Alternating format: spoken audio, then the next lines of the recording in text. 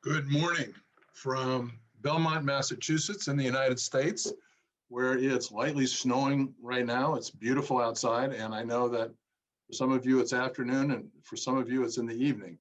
But wherever you are, we're very glad to have you with us today for this presentation by three people deeply involved in the Alliance of Civil Protected Areas in China, which is a relatively new organization which is focused on the protection of land in conjunction with government protected lands such as national parks in China, which are growing at a very rapid rate. It has been our honor over the last several years at the Lincoln Institute to work with our colleagues from China in a study tour that they took in the United States with fellows who have worked at the Lincoln Institute to better understand how we do civically and privately protected land in the United States and other parts of the world. And we are very much looking forward to the COP15 of the Convention on Biodiversity, which will occur in China during this calendar year. I'm here today to introduce three guests: Dr. Tong Jin from the Nature Conservancy, Dr. Fangyi Yang, Mr. Fangyi Yang, and Dr. Kui Peng. I will introduce each of our guests as they are ready to make their presentations. So if I may have the slide for Tong Jin. Tong I have known, I think, probably for 5 or 6 years. She is a very hardworking and very talented scientist who also has a young child at home and juggles all of these responsibilities very artfully. She's science director at the Nature Conservancy of China, which takes a science-based approach. She focuses in on conservation planning and protected area management, and is someone who has been involved with civically protected areas in China for at least 10 years.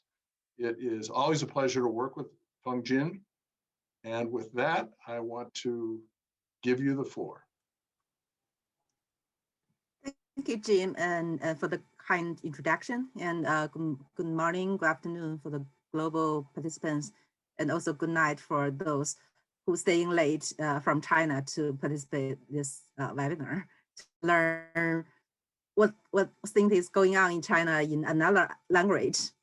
And it's my pleasure to have this opportunity to present some of this current status about this civil protected areas in China.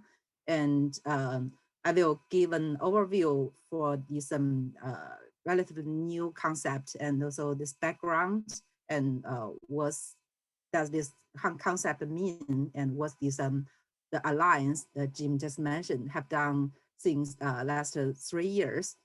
And then my colleagues and friends, Fangyi and Peng Kui, will give more details into how these civil protected areas will look on the ground, and also what does it mean for this COP15 and what we are currently doing to prepare for a more ambitious post-2020 framework.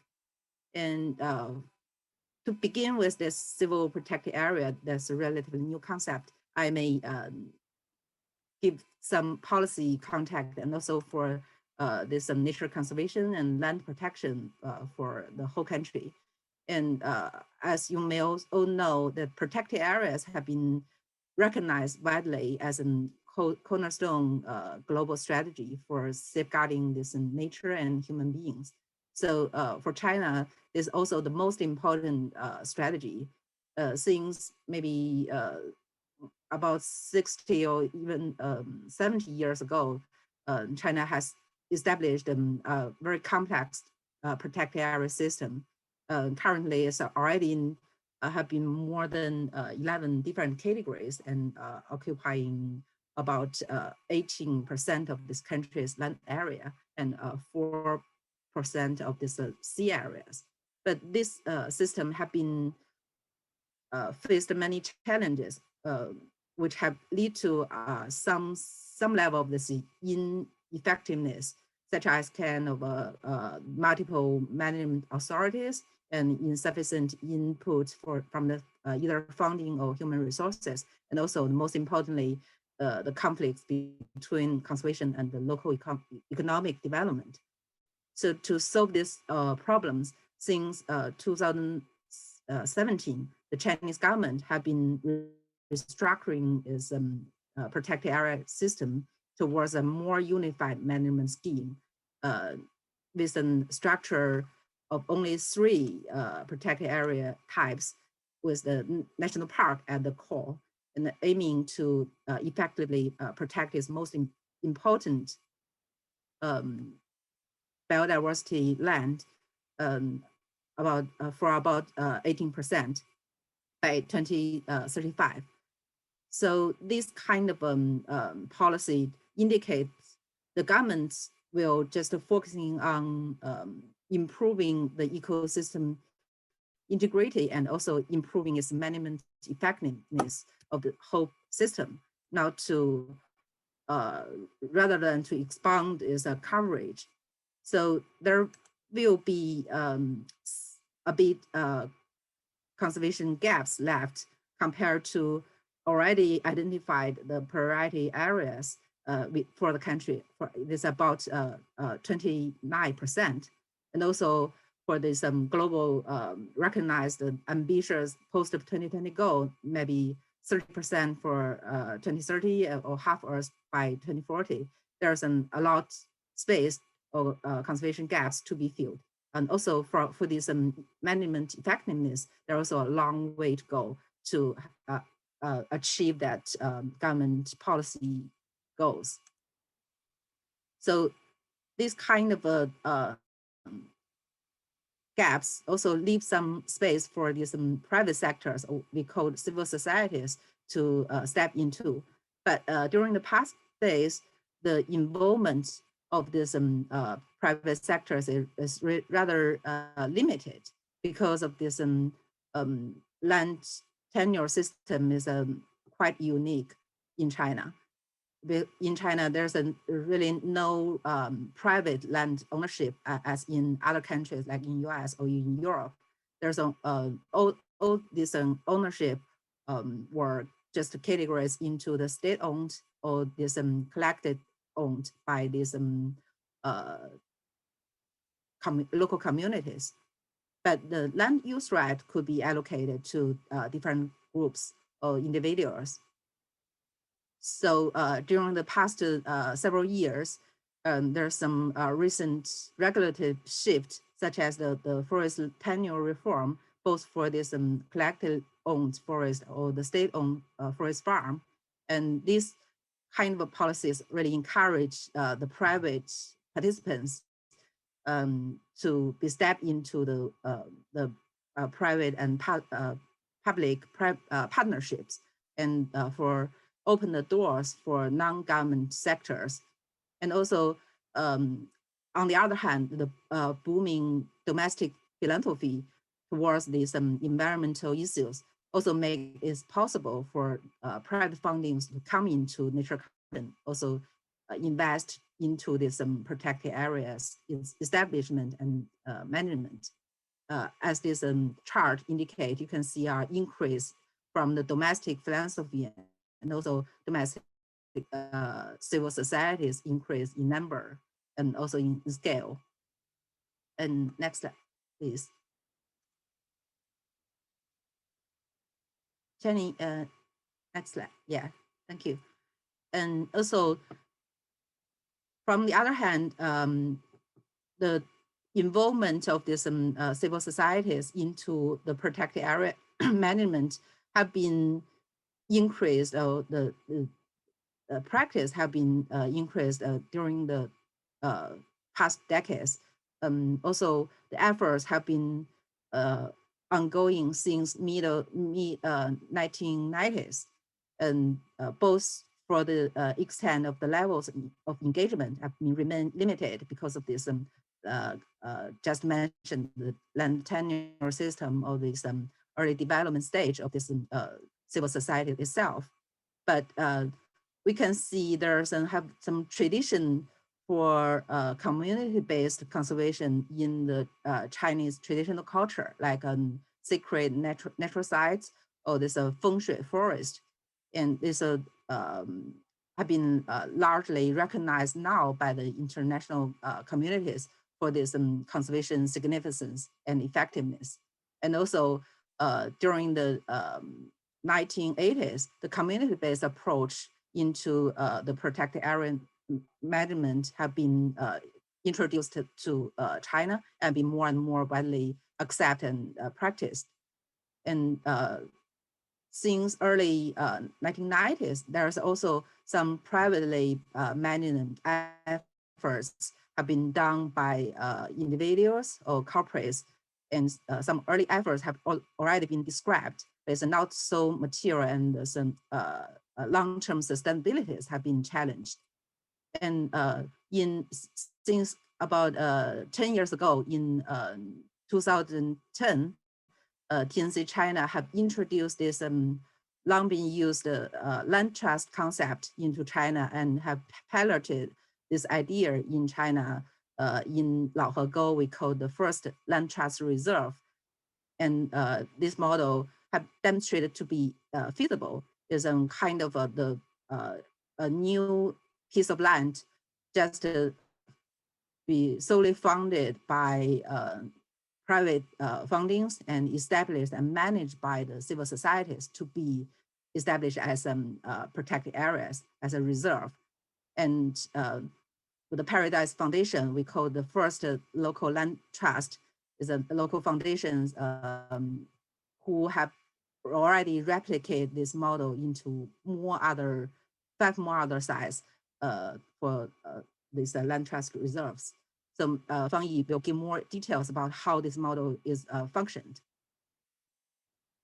So based on these early efforts, we have seen these opportunities and the growth need for this kind of the engagement of civil societies to increase that either extend on levels of the engagement to have contribute to the protected area effectiveness and coverage. So in 2017, there's more than 20 both international and domestic NGOs and foundations, including TNC China and like Paradise Foundation and the Global Environment Institute. Those partners have been go together to officially launch the Alliance of the Civil Protected Areas. And those organizations together, we set an ambitious goal aiming to stimulate those kind of civilized land protection efforts and collectively to help the country to protect 1% of this total land areas through the adoption of this civil protected areas concept by 2030. And this alliance idea is totally borrowed from this land trust alliance in US, or this kind of a ICCA consortium from the global level. And this alliance aimed to establish a platform for its experience sharing and develop some guidelines and best practice and provide the capacity building and necessary either technical or financial support, and also together to promote some government's recognitions and policy incentives for the adoption or replication of this civil protected areas model. And during that process, the last few years, the Alliance have formulated definitions and criteria for this new concept and developed some best management practice and guidelines, and also opened up an online voluntary registration system. We have a website to recognize those qualified civil protected areas on an annual basis. So next slide. Next slide, please. So you can see we have talked about so many times about the civil protected areas, and what does it mean? Is a kind of unlikely from what is usually called for these providely protected areas or these community conserved areas. Is a more inclusive definition. We try to be as inclusive as possible to promote all kinds of these efforts led by non-government sectors. So both including the community-based conservation areas and also land protected by either individuals or corporates or by NGOs. But we have some basic standard have been set to meet the protected area definition. So that the civil protected areas is currently defined as where non-government actors have been actively involved within the protected areas management and or governance to improve this conservation effectiveness and promote the sustainable development. So we have a more broad coverage to the ILCN governance tabs. You can see on the left below the chart, across these ILCN governance types, we have a spectrum to integrate all these subtypes who have integrate some non-government sectors. Either the government governance have been authorized these NGOs or communities to management or shared governance who have include these important stakeholders for decision-making process, or this traditionally provide governance or the community governance. So there's a more broad concept than this. We have traditional the private land conservation as ILCN have done in other countries. And next slides. So to date, is the most updated numbers by the end of the 2020. We have recognized in total 51 civilly protected areas have been recognized by this alliance, and covering in total more than 1 million hectares is already kind of a 0.1% the total land areas, and the 10% of our 1% 2030 goal. So among this 51, there's about 2/3 are community conserved areas, and another 8 NGO governance, and another 9 or shared governance of by these government agencies, and together by government and NGOs or community collectives. So for all these kind of civil protected areas, the patrol, regular patrols and assisted law enforcement are the major conservation efforts. And well, all these major funding sources are private donations, and such as these Ant Financial, maybe from the China participant are more familiar with these models. We call Ant Forest, and some online virtual reserves have been recognized or donated by this network.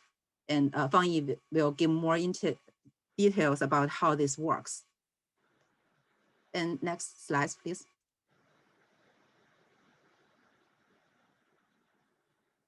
So to a conclusion, there's some the civil protected areas in China is just a new babies, and we have faced many common challenges, such as for all the 51 recognized civil protected areas, there have been very complex land tenure and restrictions.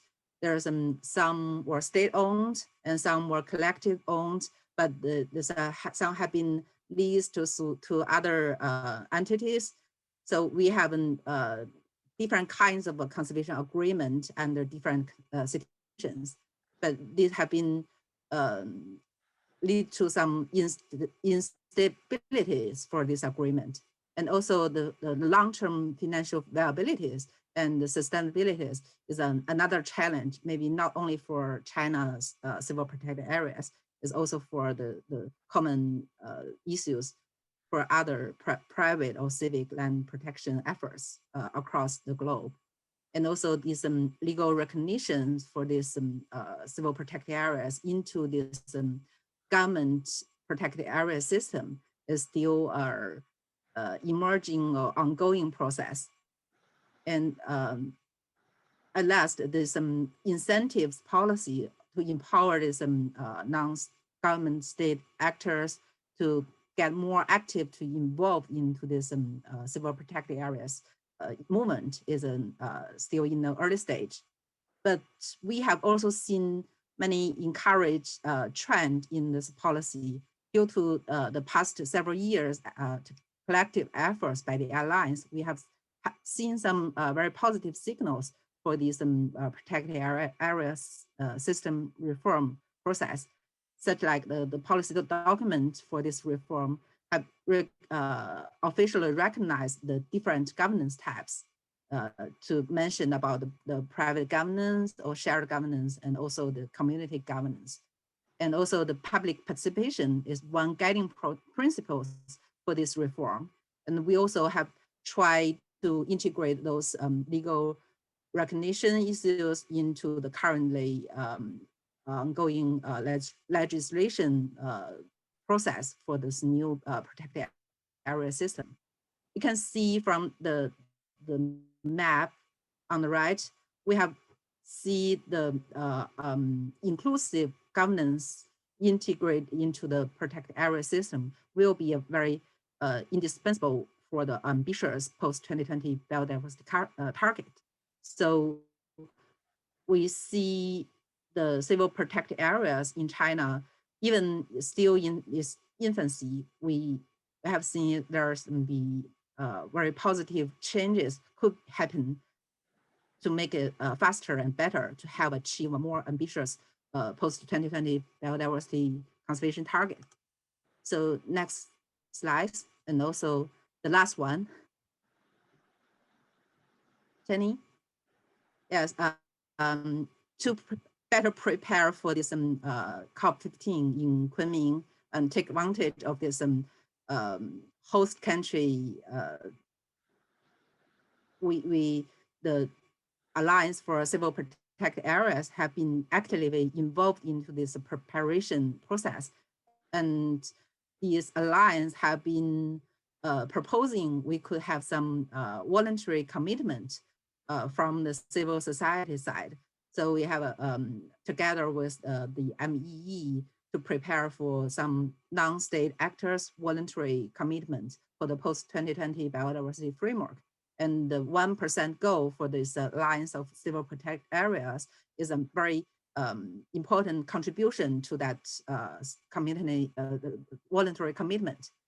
And Dr. Peng Hui will give more information about this in the later talk. And I just want to stop here and for the next slides. So, yeah, there's just a recognition. Thank you for all this participants' attention, and also thank you for these various contribution from all these member organizations under this alliance. So Jintong, thank you so much for that presentation. That was very thorough, and seeing the progress that's been made with civic protected areas in China in only 3 or 4 years is just stunning. So congratulations on that. We have a long way to go, but it's a very, very good start. All right, so now I want to introduce Fangyi Yang, and you have his profile before you, but Fangyi is associated with the Paradise International Foundation, which is one of the leading foundations in China for land conservation. He has he's studied in China, and I believe has worked with Conservation International to launch the Critical Ecosystem Partnership Fund. He is extremely dedicated and sophisticated when it comes to land conservation programs. Fang Yi, we're glad to have you, and I will turn the microphone to you. Okay, thank you, Jim, and good morning and good evening, everyone. And also very thanks for Dr. Jing Tong's introduction to China's protect area system and our NGOs initiative for privately and community protect area. My name is Fang Yi, and I'm working with Paradise Foundation. We are also the member of the founders of this Alliance of Civil Protect Area in China. I will give you several case of our civil protect areas in next few minutes. Next one. As Dr. Jing Tong said here, a little bit overlap with what Jing Tong said. And we 23 NGOs in China, we formed this alliance in year 2017. And our vision is to conserve 1% of China's terrestrial lands by year 2030.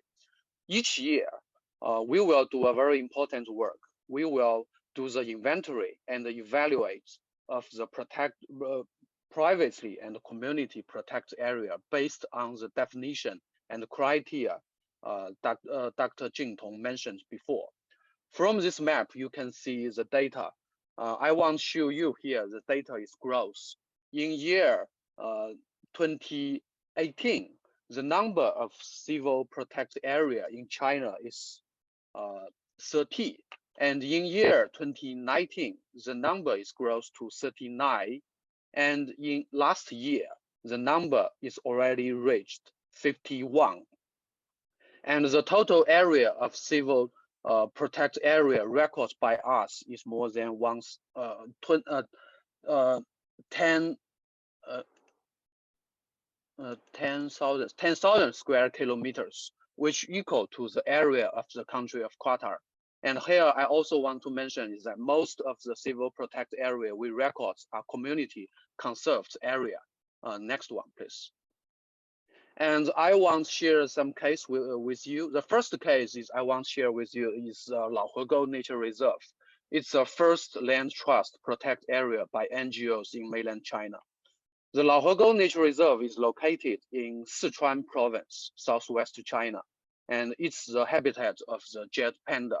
Here is the map, and you can see Laohegou area is located in the corridor of 2 national nature reserves. Next one. And here you can see Laohegou Nature Reserve. Formerly, it's a state-owned forest farm. The major purpose is timber. The only business of this forest farm is timber harvesting several years ago.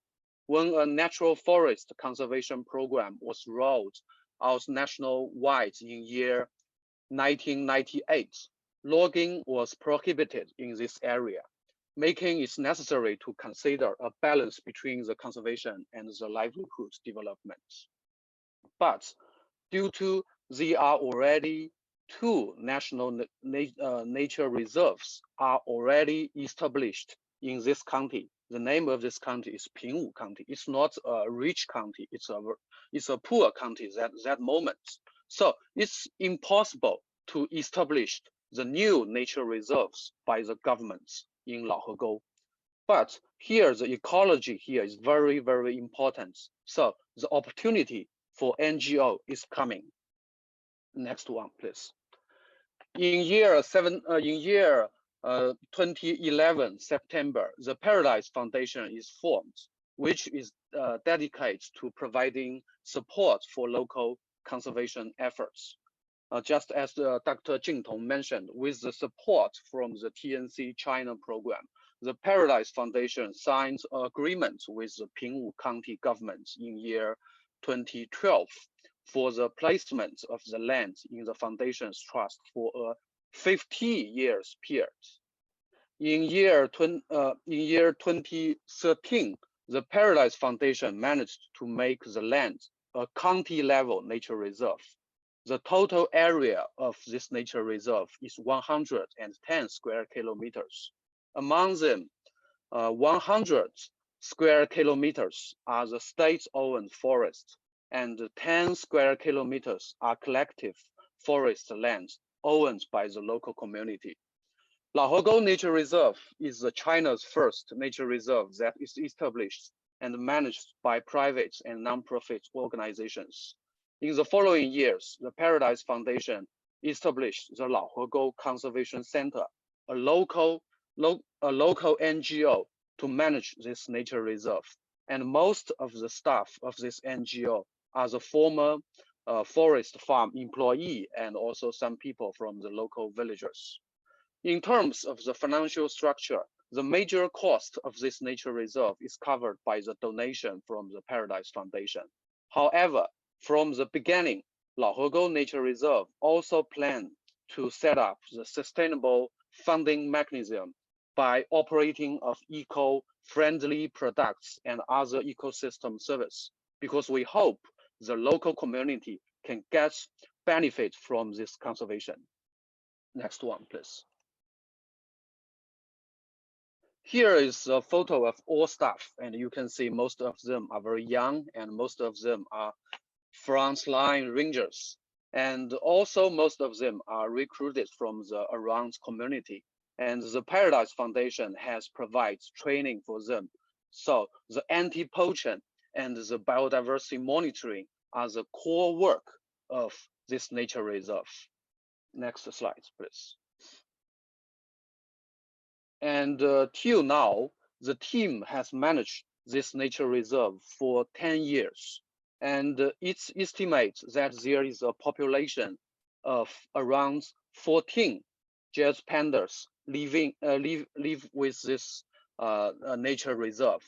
And next one you can find, we are very proud that Laohegou, this region now it's in Pingwu County, where it's most easily to watch the wildlife. Next one, please. And last year, our rangers have met with wild pandas around our conservation station. Our central news agency has reported this news.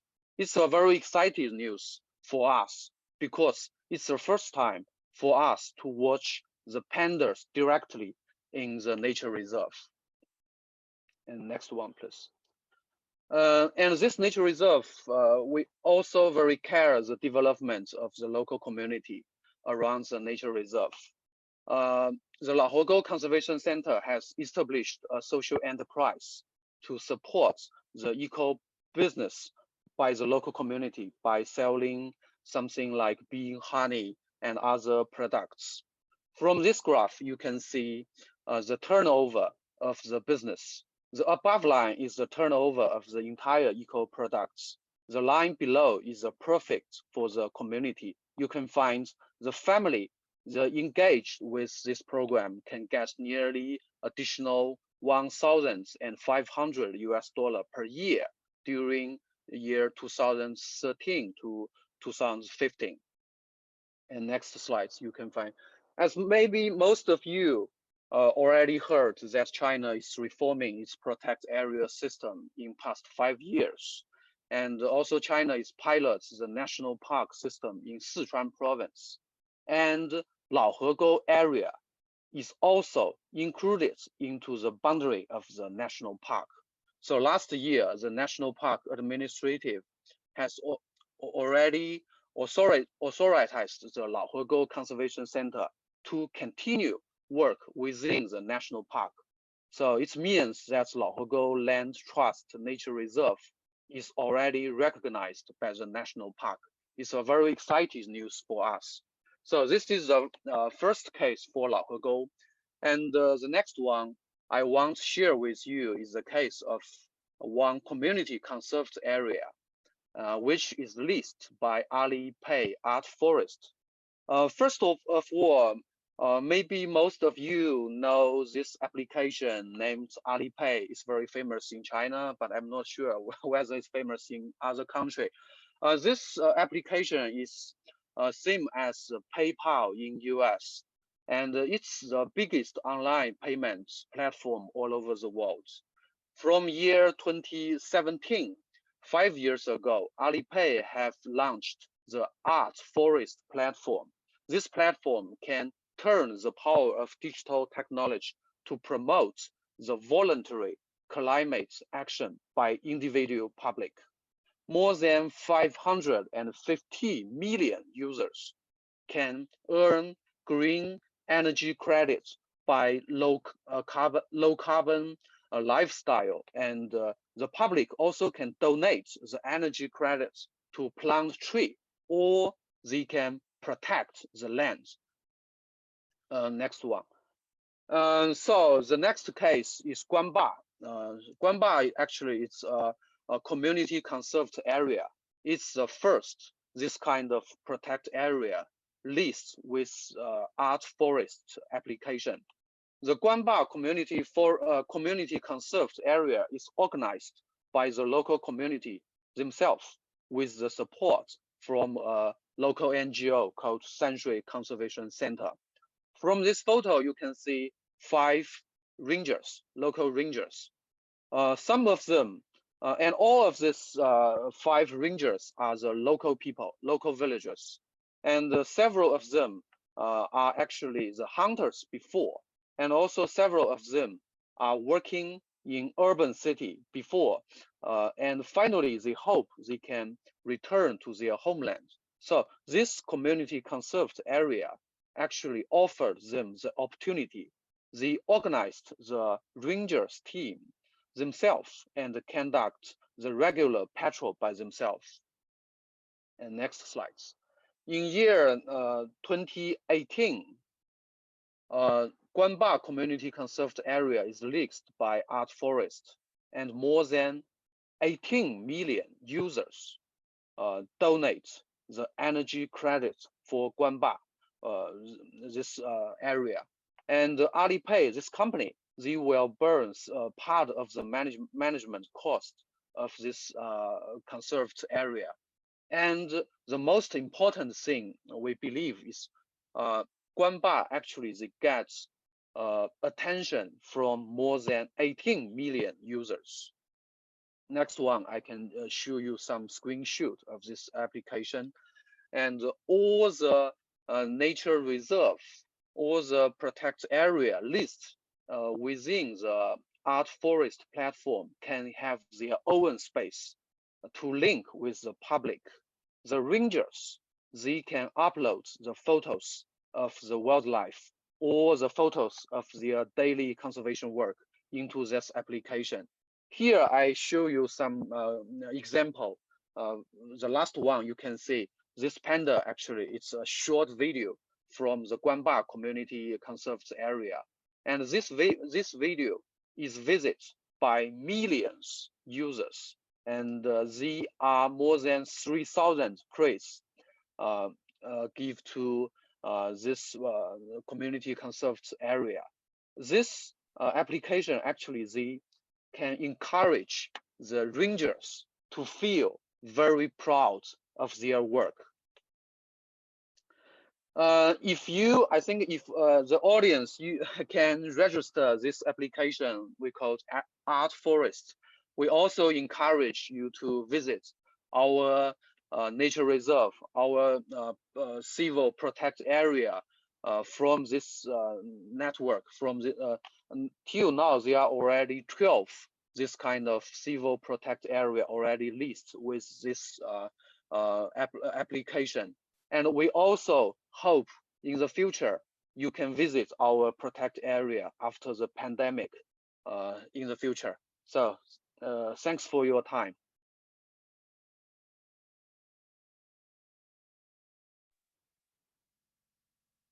Thank you, Feng Yi. Those were really good case studies, case examples of things that you're doing in China that we can learn from across the rest of the world. I'm particularly interested in the way that you got the payment system to underwrite land conservation projects. I think that that's something that could be copied in many places on 6 continents. All right, now our next speaker is Dr. Kui Peng. He's the program manager for biodiversity conservation and community development at the Global Environmental Institute. and is an expert on community-based conservation in China. He's done research on this topic for several decades, and he has lots of experience in China and in countries in Southeast Asia, such as Myanmar. I can say that Kuipeng is deeply involved in preparations for the COP15, which will happen in Kunming sometime later this calendar year. And so we look forward to collaborating with him in the future on this very rapidly growing collection of civic protected areas across China, which complement the areas protected by the government. Kuipeng, if you're there, please take the microphone and offer your presentation. Yes, thank you very much. Thank you, Jane, and thank you all the participants here. And it's pretty late in China for China's participants and maybe other Asia's participants here. So thank you very much for your participation right here. And thanks Jin Tong, Dr. Jin Tong and Mr. Fan Yi introduce some best practice in China and the background in China's NGO or civil society's work. For me, I just work with Global Environment Institute, a Beijing-based Chinese NGO. In recent years, I just involved in some efforts about the CBD, the UN Biodiversity, UN Convention on Biological Diversity, COP15 in Kunming, that will just take place in Kunming this year. That's anticipated take place in May, this May. I'd like to introduce very brief introduce the progress and challenges, especially from efforts from our Chinese civil society. Next, please. Next slide, please.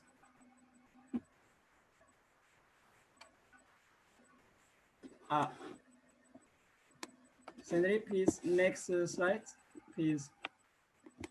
Yes, I know most of you may be very familiar with these figures. That means in 2010 in Japan, the CBD conference just set 20 achieved biodiversity targets. But after 10 years, we all maybe know that none of the 20 targets are fully achieved. That is, unfortunately, there are many challenges and problems on the CBD and the biodiversity conservation all over the world. That is why for this COP15, the next please, the next this COP15, the international communities want to set a new targets for the next 10 years, even just for the next 30 years to 2050. So we all know, we all just realize that we need a new theory of change. That means all the method implementation and also include the targets and also the resource mobilization. All this should be changed. So the CBD secretary just said the zero draft and also updated the draft to 0.5 version. So all this is just focused on the theory of changes. Next, please. So actually, this changes, especially about how we can successfully journey to Kunming COP15.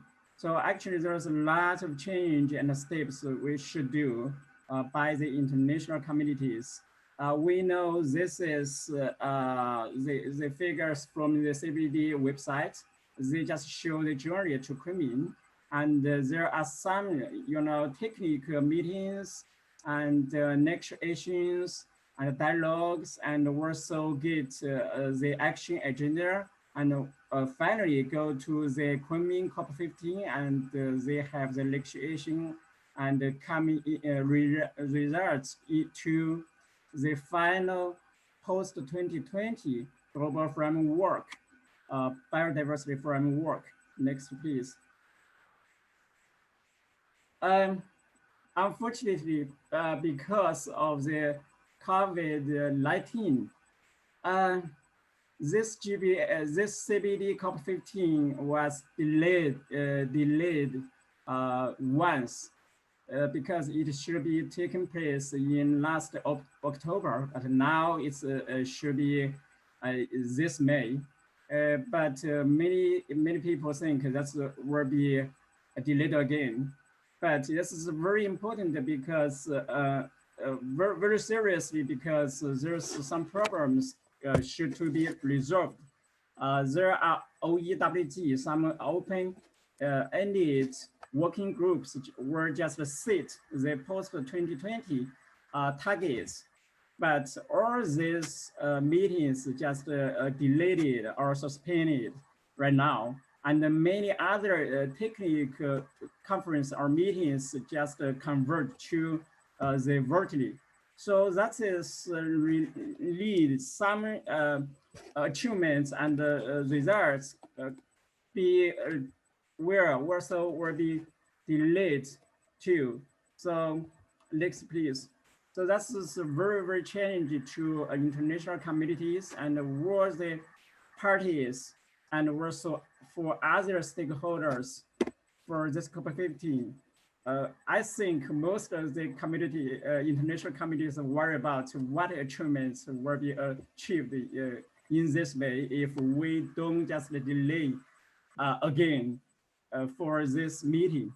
So for China's government, because China is the host country, so the China government just have a supporting ministry work together to work for organizing the COP15.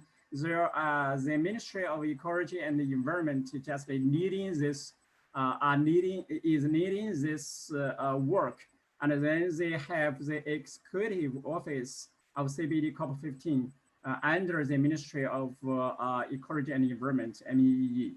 And also under this, they have some executing three executing parts right here, and they were so set up 4 working groups and for this organization.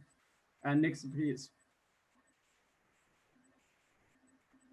So this is really challenging for because of the COVID-19, and also this is a challenge for international communities because they don't have many opportunities to sit together to discuss and legislation together about this very important targets for the future.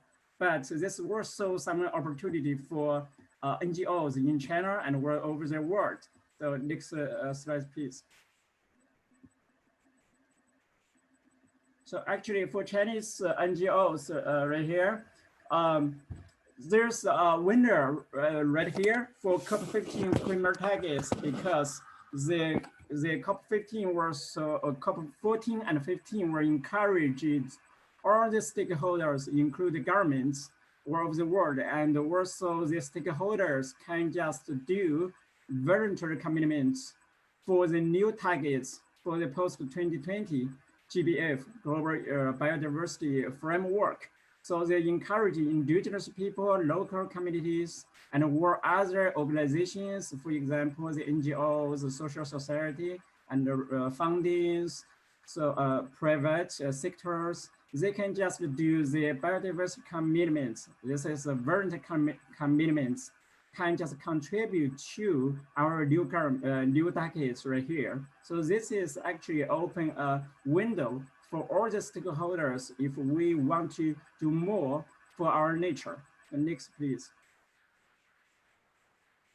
And for this purpose, the CBD just set a new action agenda for nature and people. This is from some ILCN to KUNMING action agenda. They call that this is most of this, the main purpose for this agenda, just encourage all the stakeholders just can do voluntary commitments to the new nature and to the new futures. So this at the COP14, China government and the Egypt government just work together to initiate this kind of action agenda. Next, please. So actually, we think this is a really great opportunity for all the stakeholders to do more for the COP15 or for the new targets, especially for non-state actors. So actually, this is non-state actors can do more, or we can say this is non-government actors can do more voluntary commitments for post-2020 biodiversity framework. Actually, this commitments not just show how much they can do, how many commitments they can do, but this is actually very important is answer two questions. So one is, why is non-state actors voluntary commitments is important for CBD by 2030, even just by 2050. So the second question is they should answer to, so what support mechanism and security policies from NSA victory commitments should be provided by government. This is voluntary commitments by the NGOs or social society, not just do by themselves. The governments and the CBD parties should support and set many parties and mechanisms to support this kind of commitments are useful and helpful and meaningful. And they can just ensure or guarantee this kind of voluntary are just contribute to our new future. The next, please. But unfortunately, so far, there are just 144 commitments in total, just on the CBD website. That's the compared to the climate change convention. There are more than 10,000 maybe commitments right now, voluntary commitments from governments and social societies.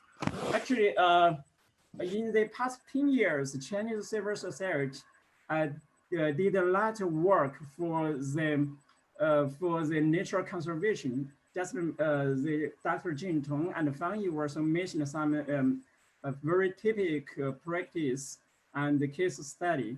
Actually, maybe many people don't know that in China, there are more than 8,000 environmental NGOs right now in China, and more than 2,000 of that just focus on the environmental education. And there are more than also the Jin Tong just shared that we have CPAs just more than 10,000 square kilometer. We were just want to achieve the more than 100 square kilometer by 2030. And there are also 3,000 citizens involved in biodiversity fire series since the first one held in 2017. This is sorry, 2,000, no, this is not 200,000, sorry. And there are more than 1.9 billion audience participating in activities in Popular Science Day since 2004. And we have more than 270 million persons to participate in the ant forest, just Fang mentioned that. And there are more than 800 million US donors, just donation directly go to the environmental production. But this is a very few and small compared to the more than 14 billion in US. So we have a lot of spaces are a long way to go for that. Next, please. Next slide, please. So actually, according to this kind of data, as the host of the COP15 host country, Chinese NGOs right here just want to do more for the COP15's success. So we have do 4 parts, I think. The first one is we try to cooperate together. All these NGOs and fundings and all the names, they can just come together to do 4. The first is kind to create some little work to work together. For example, just Fang Yi and the Jing Tong talked about the CSABC, analysis about the biodiversity conservation analysis in China. And another one is the several protected area analysis in China. There are more than 26 NGOs in nature reserves. And we also set China Africa CSO's dialogue platforms. There's more than 70 NGOs from 70 countries just sit together, talk about, discuss about the COP15's work. And we also cope with the COP15 Executive Office, and we also work with WEF and also ILCN like this. And the China's civil society also do some research about voluntary commitments and also help the MEEE to do some conservation finance and help legislation and for the post-2020 GBF framework. And other also some experts just also consult to the MEEE for the GBF post-2020 GBF. And many NGOs will also do some activities by that. At COP15, we will host 3 forums. So this is by the Alliance and the NGOs work together. And also we have participants some dialogues together and will show release the voluntary commitment reports to the COP15. And we try to just set a declaration correct with all the NGOs all over the world come together. Next, please.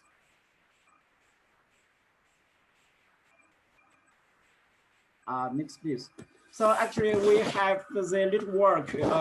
We think this is a very strong power if we can just work together, use this kind of opportunities right here, and we set this kind of networks and partnerships. We hope many partners can be involved in this kind of network and work together for this important meetings for all over the world. So next, please. For example, for the actually so far we do have some achievements, especially from the China's NGOs. Next slide, please. Yeah, actually right now we hold 7 dialogues with the CBD sector and other stakeholders so far, and also dialogues with the last one. Go back, please. Go back, please.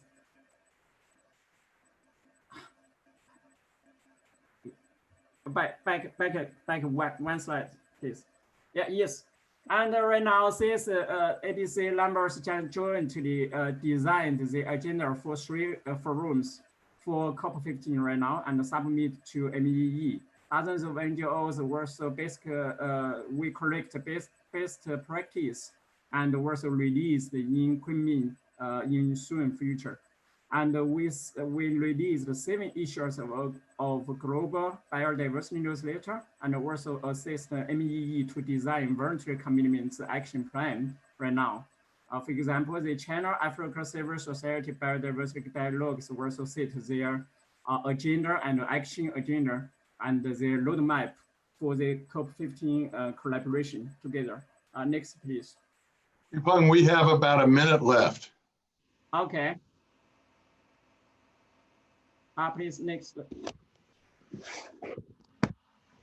Okay, this is our roadmap for the China-Africa dialogue programs, and we set very concrete steps for that. Next, please. Next, please.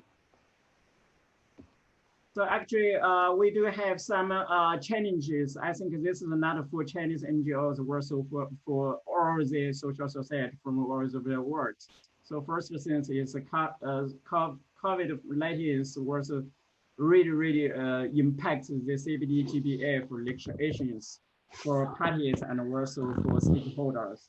And so far, we haven't seen the ambitious and practical targets of GBF so far. So that's a very big challenge right now. And the source mobilization is always a key balance and risks right now between among the different countries and the stakeholders.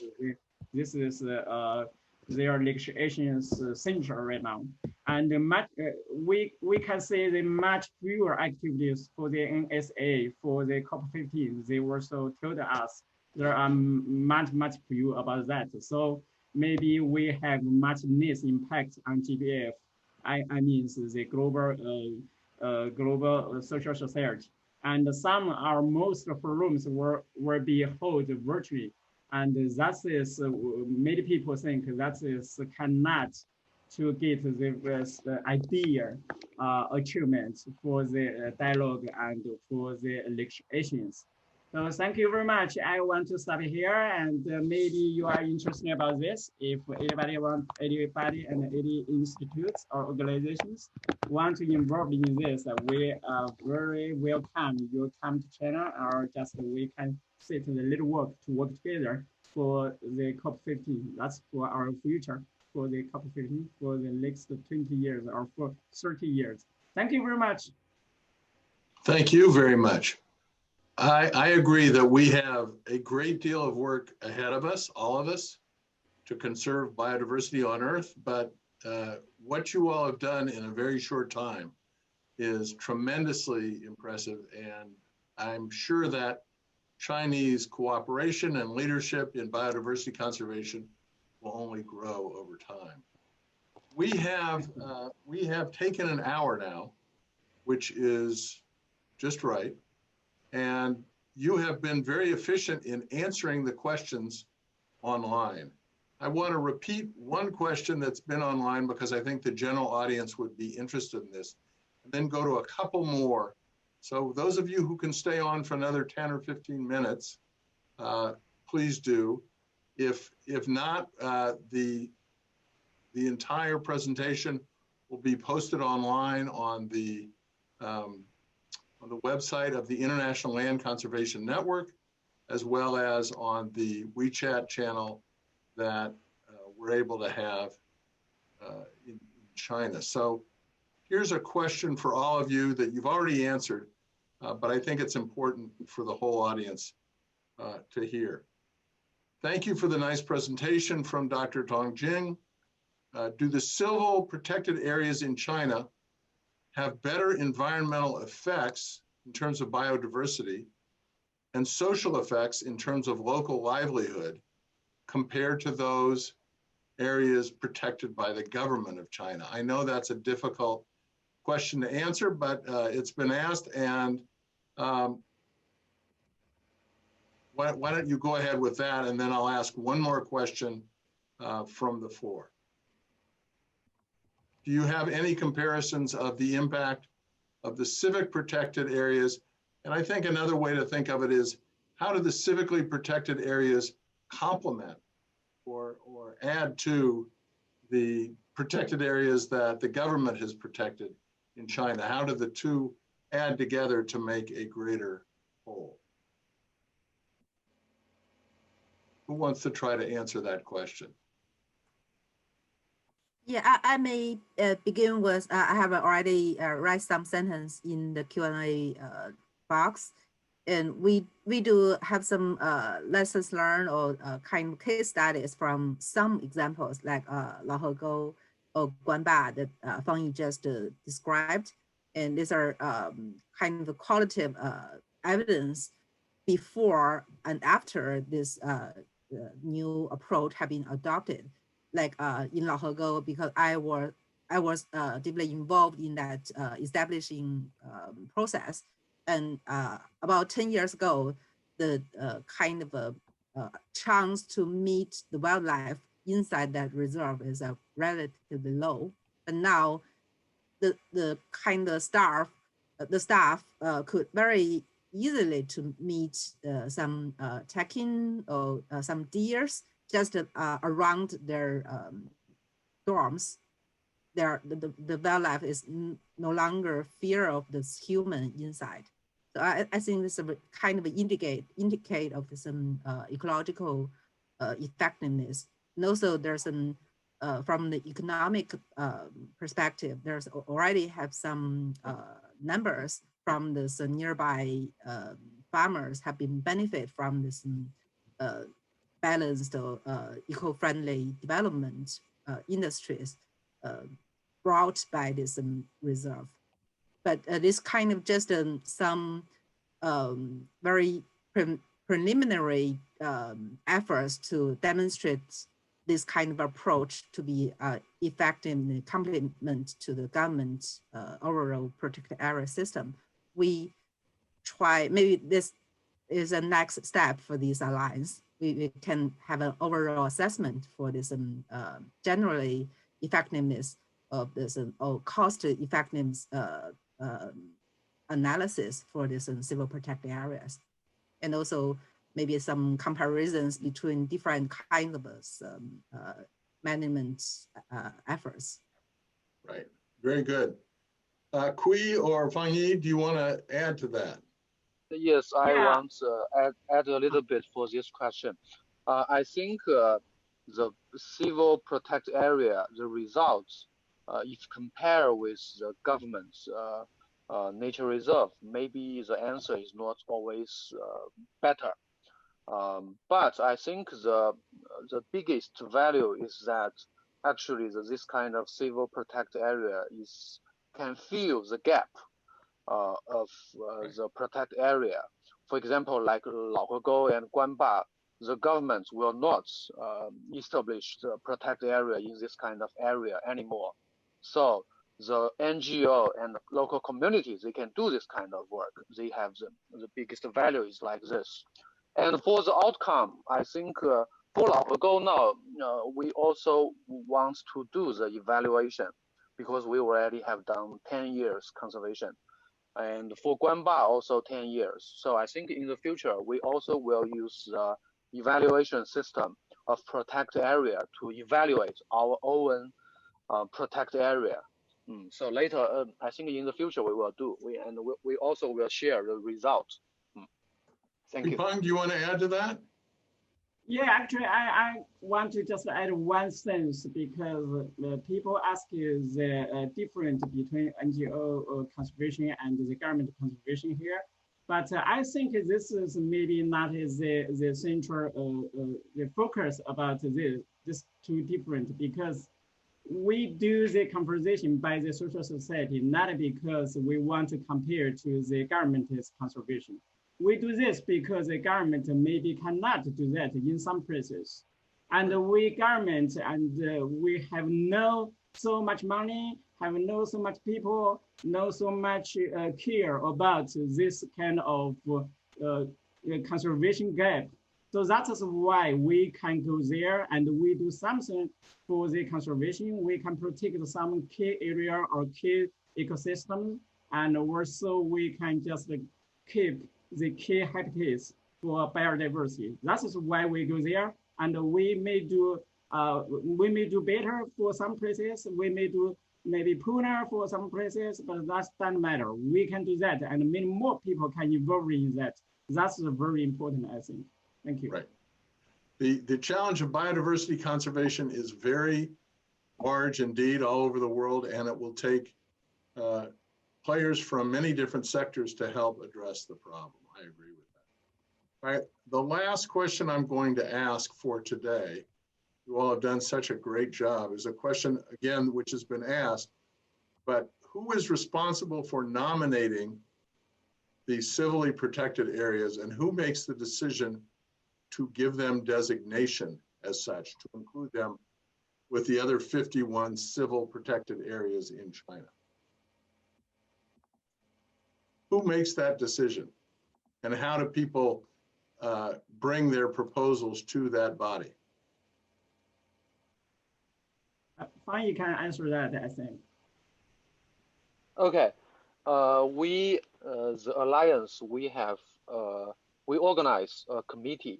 So we select some committee member from our member, and we organize this committee to review all the data provided by the NGO or by the community. And we use that criteria mentioned by Jing Tong. We use that criteria to evaluate and list the protected area into our database. And this is the first step. And the second step, we also will provide some capacity building, and also we will bring some funding source for this kind of civil protected area list in our database. So the process is like this. I think Jing Tong, if you want to mention, if you want to add something, please. Yes, I just want to add currently the nomination or recognition is totally based on a voluntary basis. We have this online system, and we'll have this some kind of recruitment advocacy every year, and to send out a kind of a advertisement for the civil protected areas recognition process. And then we will receive many applicants to submit their materials or necessary informations onto our online website. And then our community, our committee will review this information and maybe collect more third-party information, or have some interviews, or sometimes site visit to examine what this information is correct, and also to examine is that site or this kind of conditions will meet our basic standards for the civil protected areas.